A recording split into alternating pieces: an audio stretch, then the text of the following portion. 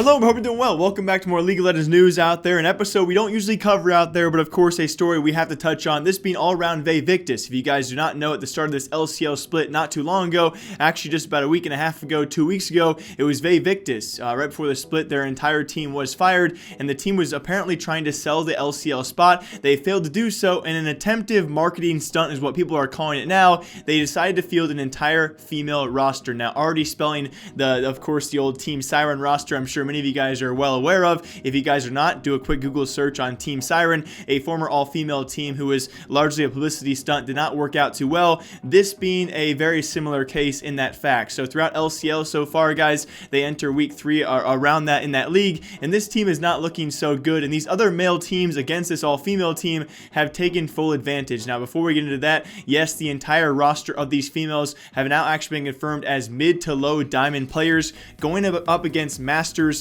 and challenger players. We can only assume what's going to happen, right? And it took no time at all. Ironically enough as well, the meaning in Latin of the term Vaevictis, woe to the conquered, guys, woe to the vanquished. It literally means that those defeated in the battle are entirely at the mercy of their conquerors and should not expect or request leniency or mercy. And boy, they got no mercy, because it was right off the bat against Team RoX. So the good old LCL guys, the trolls started right away. RoX eventually win this matchup 12 kills to 1, a 10k gold lead at 13 minutes, an 18k gold lead at 20 minutes. They closed the game out in just under 21 minutes total time. It was pretty brutal, and along with that, the team, that being Team RoX, decides to ban all 5 supports. Now, 2 or 3 of these were actually viable meta bans, I would say, but if you guys don't know the meme kind of going around the scene, it's very well known that the typical thought out there is only female players only play support players, and so that's why RoX might have banned all supports.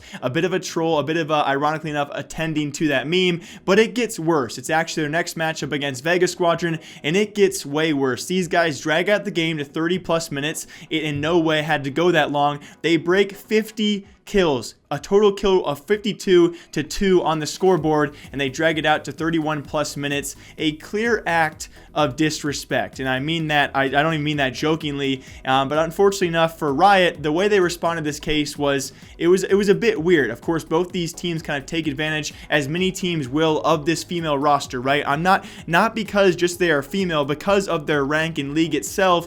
It actually spells the discrepancy between all of these teams in the league and this team being fielded. When you're going to have a mid to low tier all diamond roster against challengers and masters and pros who have been in this league for quite some time, you are going to get the disparity between these two teams, and you should expect teams to take full advantage. But at least when it comes to RoX and especially Vega Squadron, they push it a bit too far, and Riot did respond, but not necessarily in a good way. You see, because RoX decided to ban all 5 supports, which, first of all, let me say this: if you're ever going to give a warning out as Riot for people and the teams and the way they ban, it's absolutely, it's just stupid. You're not going to win this argument, right? A team is supposed to use their bans to the most viable options for them. Whether they were trolling or joking, you know, they thought that if this other team, that being all female team, whether they only play supports or not, if they thought that banning 5 supports would benefit them the most, although yes, it seemingly was a joke, 2 or 3 of those picks or those bans were actually pretty viable in this meta, and if they thought it was actually going to help them out the most, that's who they decide to ban. You can never, and even in their own statement themselves by Riot, they say technically not against the rules. Boom, done, move on. Don't even issue the warning, because it's going to backlash you. I don't know how they didn't even see this coming. You warn a team, and then in the warning you say not against the rules, but you slap them with a warning of discrimination because they banned 5 supports against an all-female team. I understand a little bit of both sides here, but I think a lot of us can agree RoX did not drive the scoreboard up. They ended this game within 21 minutes. A 12 kill scoreboard is not anything compared to Vega Squadron, who was also slapped with the same warning, this time though certainly well deserved. If you guys read up on the rules as well against Vega Squadron, a clear competitive integrity violation, and I completely agree. I would even say slap these guys with a little bit of a fine, right? Even push it past a warning. Give these guys a little bit of a backlash because what they did was so clearly inappropriate competitively. But then again, I understand there's also two sides of the story in Vaevictis itself.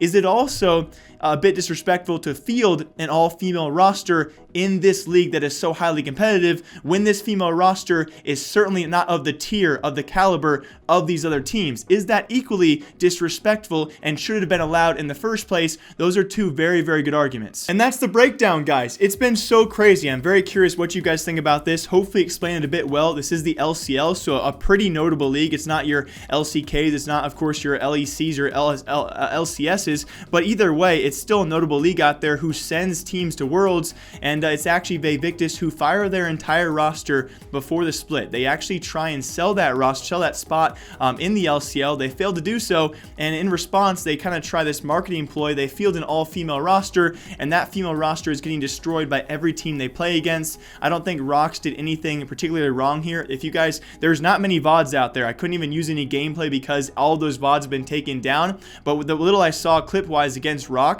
it was actually both sides pretty much laughing about it, right? These females, they know they're going into a very, very highly competitive match. They will not win, so at least they're lighthearted. What Vega did was super wrong. It should never be done like that. Just win the game, end it as soon as possible. You know you're likely to win the game no matter what. Just end it and abide by that competitive integrity. But then the last question I have for all of you guys, should this be allowed in the first place? This is not anything against an all-female roster. If they can compete, let them compete. Yes, they have a spot, so they deserve to field a roster, but the fact that they fielded this roster such a caliber below all these other ones, also a sign of disrespect in my book. But again, this is a first-time offense, a first-time thing we have not really ever seen before. So leave a comment down below what you guys think. As always, my name is Jake. Hope you guys all enjoy League of Legends news, and then until next time, I'll see you then.